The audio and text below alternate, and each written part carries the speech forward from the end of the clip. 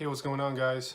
Gonna change things up, go back to the way I used to do it with my beautiful mug on the video instead of the screen. I'll change it up a bit. I know I've done the recording just my screen, not showing myself for a while, so it's just gonna change things up a bit. Today is not gonna be a horribly long video. We're gonna talk about one article from MarketWatch.com about the unemployment rate.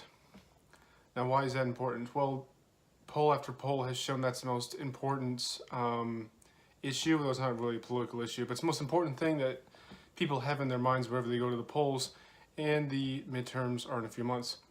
So it's not good news for Democrats when the U.S. Gains 157,000 jobs in July and the unemployment rate falls to 3.9%. I can't remember the last time it's been that low. Not under Obama, it's ever been that low. Let's look that up real quick, actually. Come on, it's taking forever.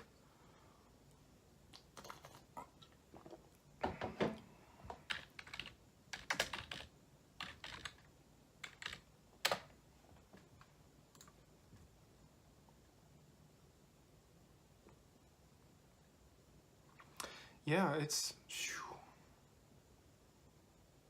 In 2007, it was 4.6%. But even then, so it's been at least 11 years. Maybe it was better 2006, but yeah, so this is just an incredible stat. That in such a short time, I mean, once again, it's not all Trump's doing. No, you can never pinpoint the unemployment rate on one action, but just a coincidence, as soon as he took office, the unemployment rate started going down. Now, people are going to say, well, that was because the Obama policies took a long time to kick in, and so that's why we're seeing unemployment fall during the early years of the Trump administration, because the Obama policies just took a long time to kick in. Well, not all policies take that long to have effect on the economy. Excuse me. And now it's coming up on 2 years since he got elected. Well, he came into office, he elected in 2016. He was inaugurated in January or February of 2016. So it's been a year and more than a year and a half since he's been in office. How long are you going to use the excuse, oh, well, it's the Obama policies actually are driving us down? How long are you going to stop giving Obama credit? Like, how far into the term does it have to be before you're like, yeah, now the economy is totally affected by Trump's policies and not Obama policies? Because it's been 1.5 years, that's a long time.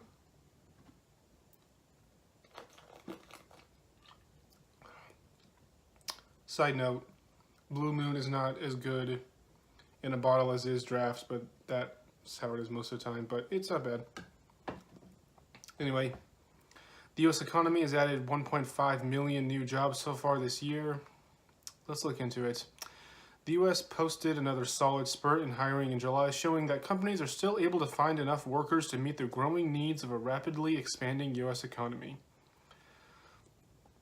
Some 157,000 new jobs were created last month despite widespread complaints among businesses about a shortage of skilled labor, the Labor Department said Friday. So let's go into this, because I want to go into a few topics that they, not only just the numbers, because you can only talk about numbers for so much before it starts to get boring. Talking about the little caveats that they have in this article, like this one right here. A shortage of skilled labor.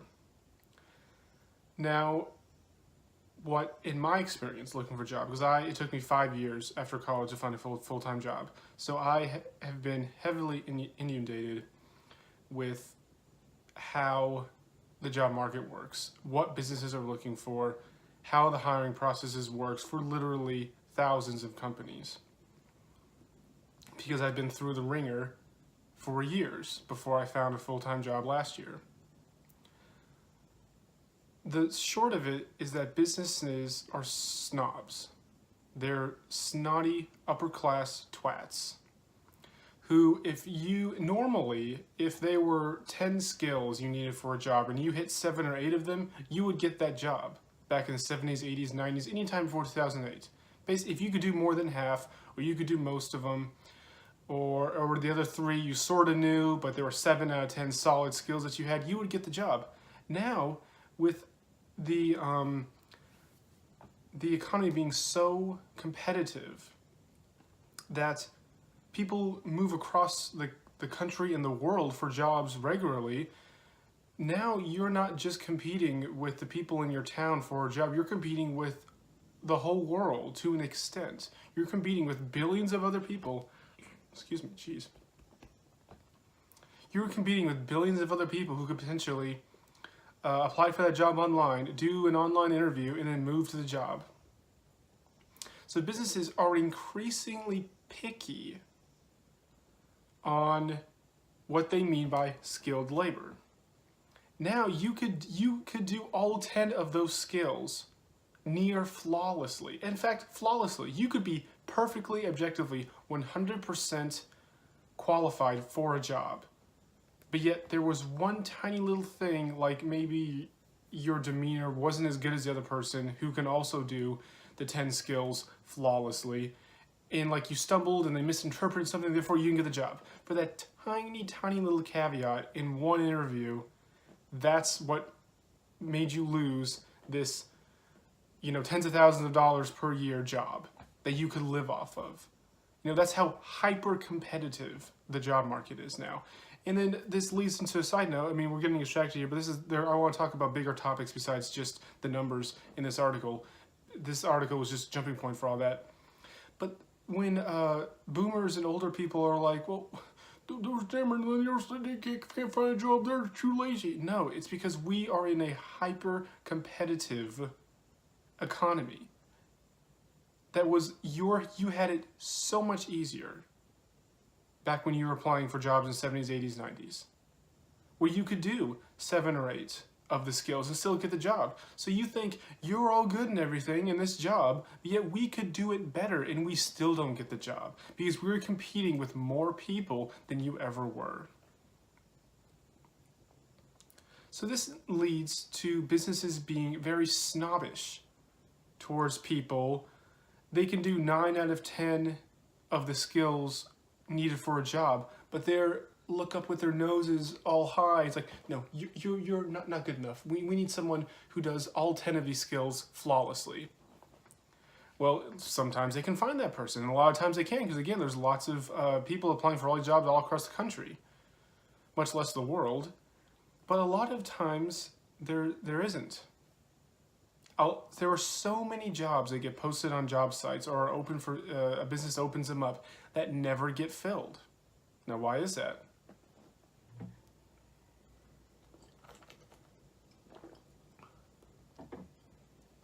Take a guess? It's because the companies are so snobbish looking for that perfect 10 out of 10 candidates that let's say the job posting on ZipRecruiter falls under the radar and not a lot of people pick up on it. Then they look and like, oh, we can't find a qualified candidate. We can't find the person who does all 10 of these skills flawlessly. We're just going to close the job and then we'll just give the job test to all the other people. We'll just spread it out. Some of the other people we already hired, already work with the company, they'll do the job instead. Or we'll just leave it vacant and a team of let's say there's usually a team of 6. It'll just be a team of 5 now. Everyone else will do more work. That's what they'll do. They just won't fill the job. Their definition of skilled labor has changed. Before, in the 70s, 80s, they would gladly take someone who could do 7 or 8 of those skills pretty good, and then they would refine those skills they already knew, and they would teach them the other 2 skills. But now, no, you have to know everything about a job before you do it. Now, how does that shut out people who don't know these specific skills? It's a sad circular situation to find yourself where you need experience to get a job and a job to get experience.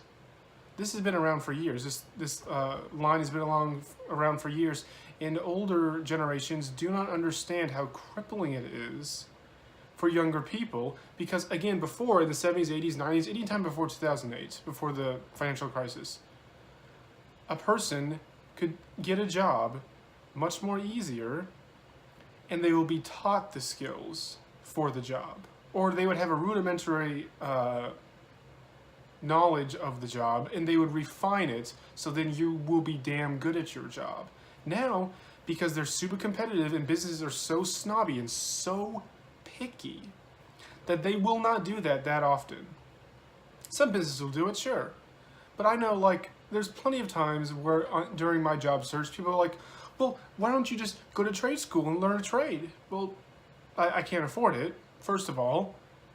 And then when I finally was able to afford to, I would go to the only trade school in my area, and they didn't teach me anything because the quality of education has gone down. But that's a subject for another time. Basically, it's very hard for younger generations to learn these specialized skills in order to meet the business's definition of skilled labor.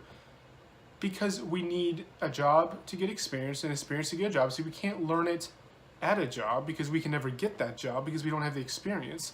And we can't learn at trade school because just because the trade school you went to was really good and taught you skills necessary to do your specialized job doesn't mean that every other trade school around the country is good. You have to know that the country is much more than just the small, tiny percent of it that you interact with on a daily basis. Lots of people don't understand that concept. They don't have empathy, and they don't understand how to put themselves into other people's shoes and say, hey, I have no access to quality education, I can't learn skills, I have no access to jobs to teach me these skills, and then I have older people who had it so much easier to access education skills, laugh at me and look down on me that I can't do what they did.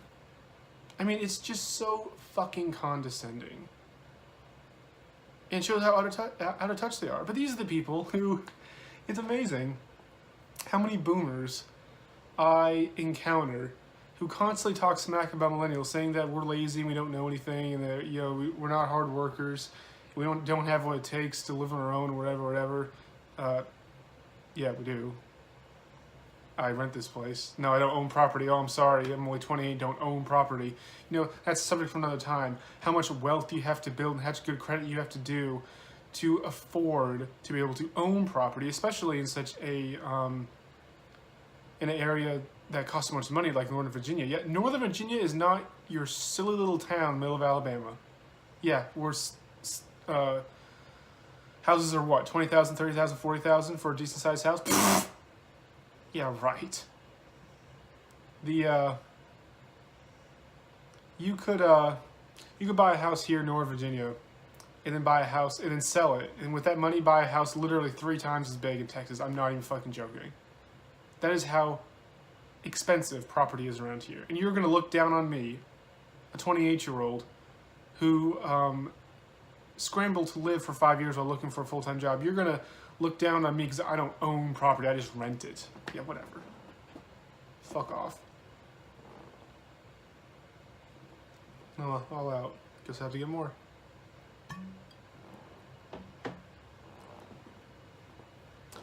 Let's continue on the article, shall we?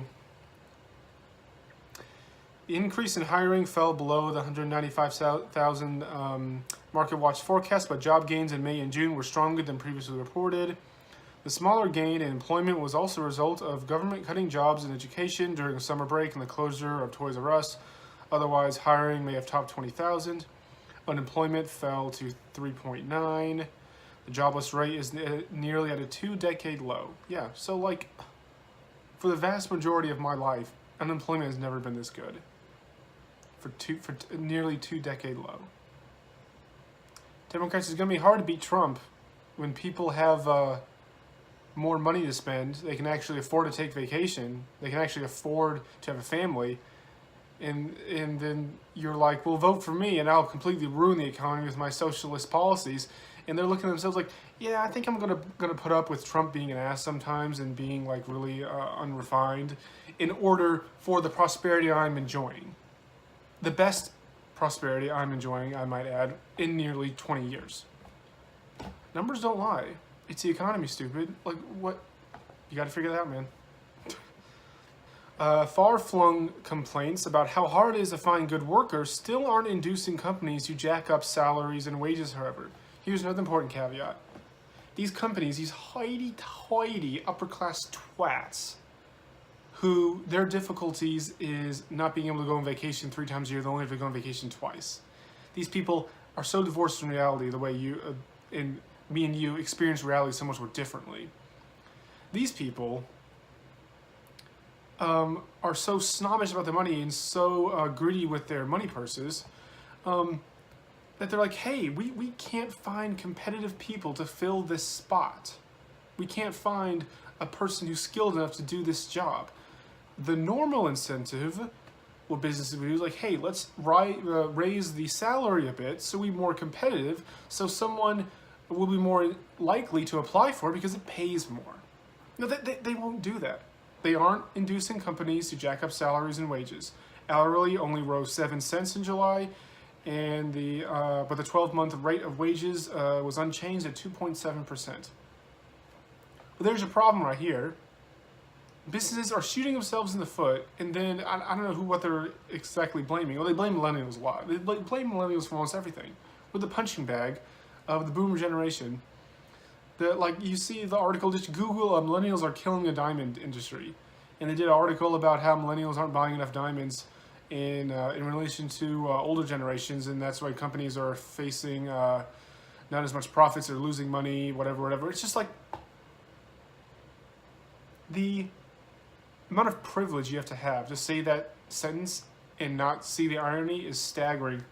You know, when the reason why we're not buying a lot of diamonds, because we're spending just a huge percentage of our salary on rent, food, gas, the necessities to live. They always say, "Oh, those younger kids, they don't know how to manage the money." Yeah, we do know how to fucking manage our money. It's that we don't have a lot of it. And you know what we do? We don't have a lot of money. We cut out luxuries. We cut out things we don't need, and only spend money when we need to survive. And guess what? One of the first things I can think of, if I was cutting my budget a bit, I would not buy really expensive pieces of rock that literally have no purpose in life. Yeah, that'd be one of the first things to go. And that's why we're not buying 2 fucking diamonds, because we can barely afford money to put gas in the car to get to work. Privileged twats. They don't know the difficulties of that, do they? They don't have the difficulties of, damn, you know, I have like 25 bucks for food this week. I have to stretch it to, there's 3 meals a day, so 21 meals. So I have to have like $1.25, whatever it is, like a little more than $1 per meal. They've never had to face that. They have never ever have to face that. We're like, okay, I have this much in the tank. Can I afford to go to work for 3 more days before I get my paycheck? They never have to face those difficulties. These twats who say millennials are killing the diamond industry. Fuck off. We're going to wrap this up here with construction companies somehow took an additional 19,000 workers despite a nationwide shortage of labor. Builders say it's increasingly hard to find experienced carpenters, framers, concrete pourers, and the like. So this is the last point I'm going to go through on this article, is that construction companies, like lots of other companies who I mentioned before, are extremely twattish, and they won't take the time and money to train people to do these things. They want someone who already has that experience to come in and already know how to do everything. They're complaining about the nationwide shortage of labor. Well, when I was younger, I tried to get in the construction industry and was quickly shut out because I don't have the skills necessary to do construction work. Let me try it again without my voice cracking like a fucking retard. I don't have specialized construction skills. I'm not experienced carpenter, framer, concrete pourer, whatever. And there is no way for me to physically learn these skills. I would perfectly, like if I was after college and I couldn't find a normal job, a normal office job, I would perfectly be fine doing construction. That's what it took to put gas in the car and food on the table. Then yeah, I'm not a privileged, lazy millennial, stereotypical like you think. But there was no way for me to learn these skills to get in the industry in the first place. Schools wouldn't teach it. There were no trade schools around here who offered those skills, and no company would hire me and teach me these skills because they would just grab someone else there who knows how to do it. And then they wonder why they don't have a lot of young, strong people to do these jobs. Because there's no way for us young, strong people to learn those skills, and you won't teach us them. You just get someone else who already knows how to do it. And then you're complaining about a nationwide shortage of labor. Before, Like, you constantly hear the stereotypical story back in the 70s and 60s of someone rolling into town. He's a wanderer. He's just going around looking for work. Goes to the train yard. He's like, yep, start tomorrow. We'll teach you how to do these things. Boom. He has enough to rent a room, buy food, have a car payment, whatever. Boom, he's set. He's set to start his life. Can you imagine doing that in 2018? Fuck no, you can't do that. There is no fucking way. There are a few people who do it across the country. But to assume that everyone can just roll in town, go to a construction company or a work yard or industrial zone, industrial part of this town, and roll in and say, yeah, I've done some of this stuff before, like, you know, whatever. It's like, yep, start tomorrow, boom. We'll pay you a livable wage. They're not paying you livable wages. Why would I break my back? And let's say hypothetically I got a construction job. Why would I break my back and work out in the heat and basically kill myself and have to have knee surgery by the time I'm in my 30s because I'm doing all strenuous work? Why would I do that for $30,000, $40,000 a year? Why the fuck would I do that? You can't live on $30,000 in North Virginia. The standard of living and the inflation and the property, everything is just through the fucking roof. Yeah, $30,000 is fine for a rural part of the country, but not here. So why would I work for $30,000 a year? I'd be homeless. I'd be a homeless construction worker. Why would I bother doing that when I can get an office job who pays $40,000, $50,000? The construction company is not competitive here. They'll pay some undocumented immigrant $8 an hour. He'll gladly do it because he's living in a house with 8, 9 other people who, and then they pool together the amount of money to pay the rent. But you're not being competitive with me who got an office job. Why would I do that? Why would I have a pay cut and do much more harder work? If you want people who are willing to do the work, then you have to stay competitive with salary. It's the salary, stupid.